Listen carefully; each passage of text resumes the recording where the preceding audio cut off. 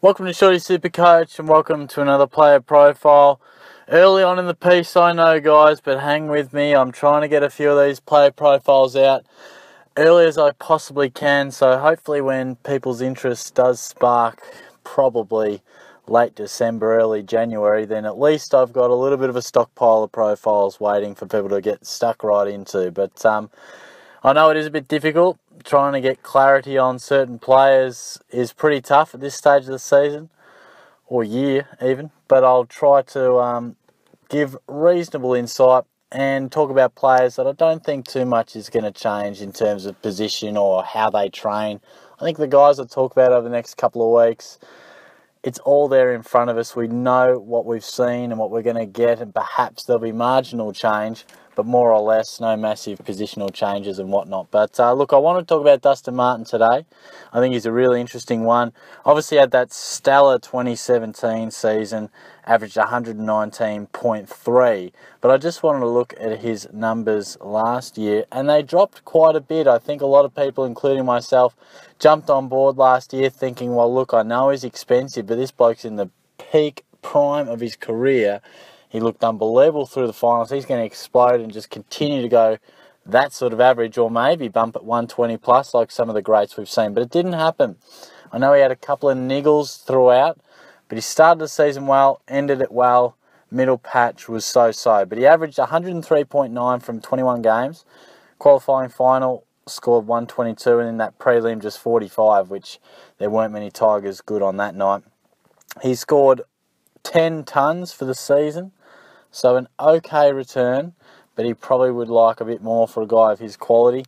Scores of below 80, just the two, 64 and 62, and 115 plus scores of 5, or 5 of those he had, with a top score of 160. So we know what Dusty's about. I don't have to tell you, what's so good about him. He's explosive, he can kick goals, he can do it all at his best. But at times last year he looked either slightly injured or slightly content to play a secondary role, almost as if he had such a good 2017 season. He almost proved certain things about his ability, and he just seemed to step up at key stages and wasn't as prolific. And I think to get those enormous 115 plus averages, you need to be absolutely prolific. I think he played a bit more forward.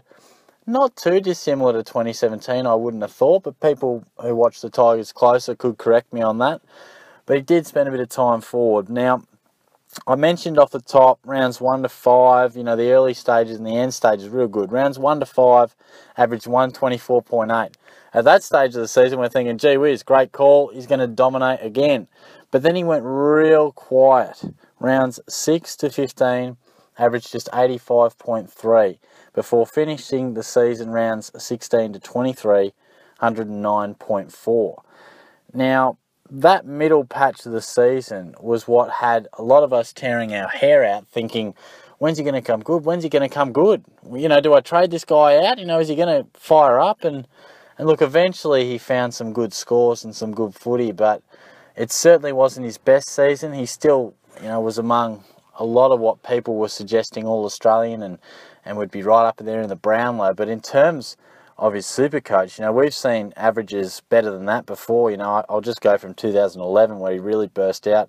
98.7, 88.5, 101.8, 99.5, 105.5, 108.1, then boom, the 119 average. So the 103 comes in, ranked at number 4.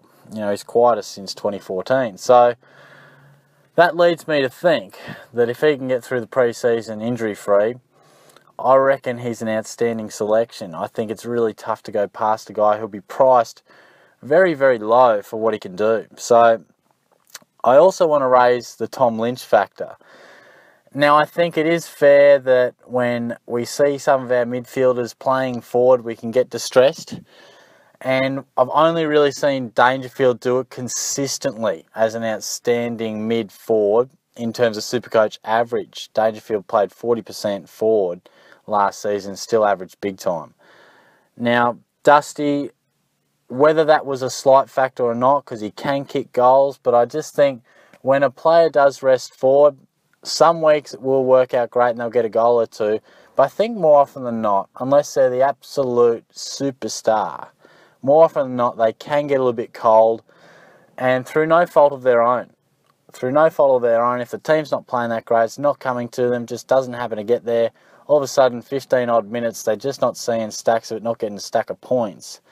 Not always the player's fault. Now, I'm not saying that was clearly Dusty's issue. I think at times he was a little bit hampered by a injury complaint, and maybe just wasn't at his best. But I think the Tom Lynch move, one would imagine, with Riewoldt and Caddy, that there would be less of a need for Martin to play much forward. Now, of course, he can be so damaging there. But I would think, with his foot skills and his explosiveness out of the middle, I would imagine they'll be playing him through the midfield as much as they can. And put simply, when we pick SuperCoach premium midfielders, we want them to spend as much time in the middle, at the centre bounces, at the stoppages, Tom Mitchell style, Clayton Oliver style, Paddy Cripps style. It's just comforting to know that they're there, and they will be, more often than not, at the tap zone, getting a hard ball get, or if they're not, they're probably tackling someone. I think that just, in a simple sense, creates consistently good scorers. When they do drift forward, sometimes it'll end up being a 130. Sometimes they don't get that service they may like, and it's an 85. So I think, speaking on simple terms, the Tom Lynch selection and recruit should help Martin in the way that it pushes him up. Overall, the verdict, I've certainly said plenty of the positive for Martin. I think that's exactly what it's going to be. I really think he's a great selection. You can't afford to pick all the big guns. We can't have Mitchell, Cripps, Oliver, Dangerfield. You can't have them all because you're just going to burst your wallet. You need to have a couple of these guys like Zach Merritt, and I think Dustin Martin falls into that category, a slightly down year. I think he's priced real nice for what he can do. One might argue he's only averaged over 110 once.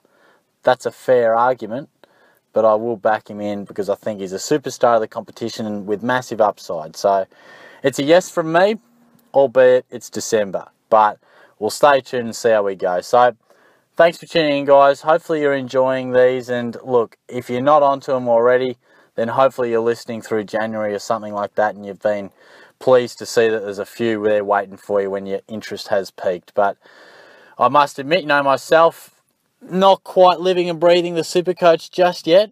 Just wanted to get them rolling. The cricket started. I'm all over the cricket. But I think if we can get a few of these profiles rolling, I think it's going to be really good come Christmas time and beyond that, when people really do get into it. So hopefully that can work out to plan. So thanks again. I'll see you all soon. Cheers.